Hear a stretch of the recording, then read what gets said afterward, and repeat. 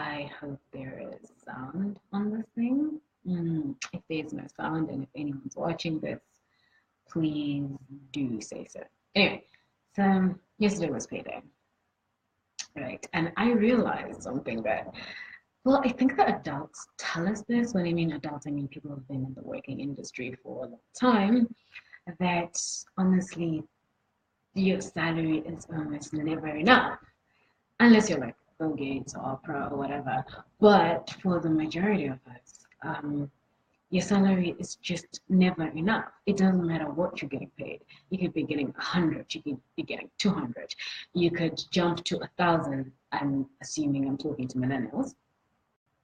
You could jump to 1.5, even straight after you come from school or whatever. But it's never enough.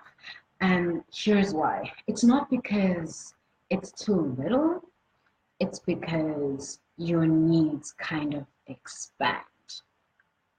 They expand. The more money you have, the longer the list of needs becomes. So you might be tempted to think, if they just gave me a raise, or I need a job that pays better, which, yeah, you could need that. But unless you learn how to control your wish list, or how just not to keep adding stuff onto it, it's never going to be enough. Right? You find that half the time, like at the end of the week, by the end of the week, your balance will be like, yeah, and you start asking yourself, didn't I just get paid? Mind you, like just a week ago. But so here are a couple of tips on how to handle that, because I'm still struggling with it.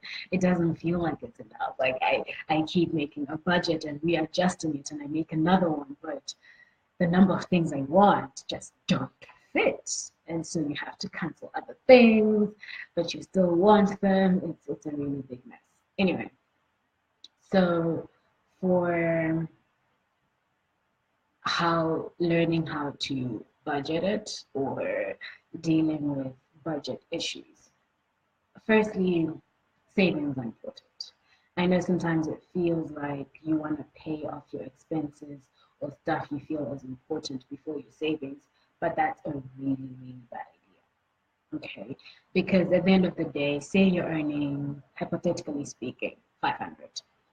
If you take a tenth, that's $50. If you take a tenth out and you put it in your savings account, you have 450 left. It means everything else you planned to do needs to fit on that 450. Instead of trying to do everything else and then hoping you have $50 left to put in your savings account, you won't. It's not going to happen. You will find something to do with that $50. So, and your savings should not stay in your checking account. No, because you can easily swipe it away. Open a savings account.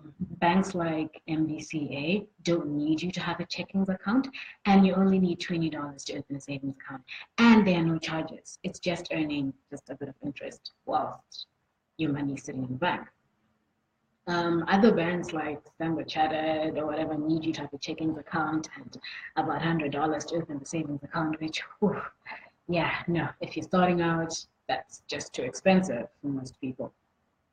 So you need a savings account, definitely. You need to be putting it aside. It feels like you do it later on, but you need to start doing it now.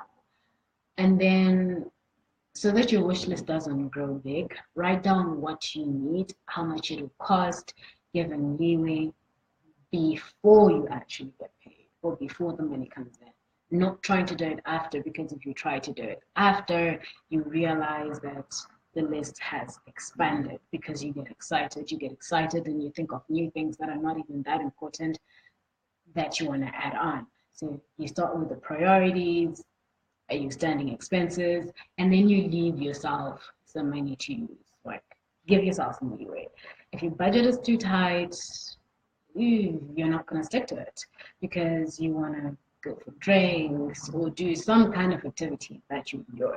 But if there's no leeway for that, then you're going to eat into your expenses money, or alternatively, your savings, which would totally suck.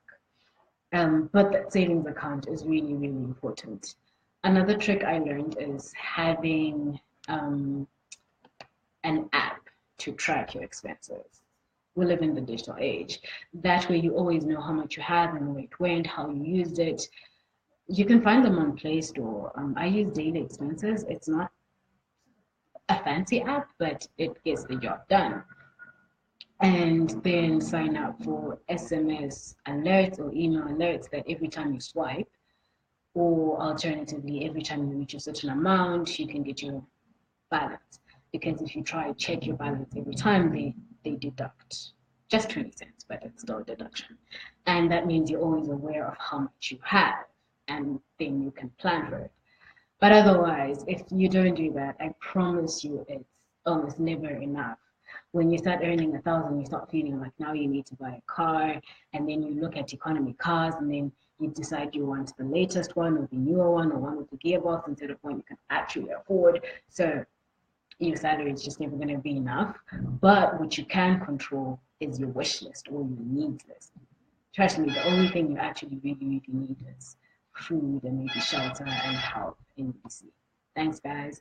So leave your comments down below if you like the video. This was like a shot in the dark for me, like just diving and that for listening. Ciao.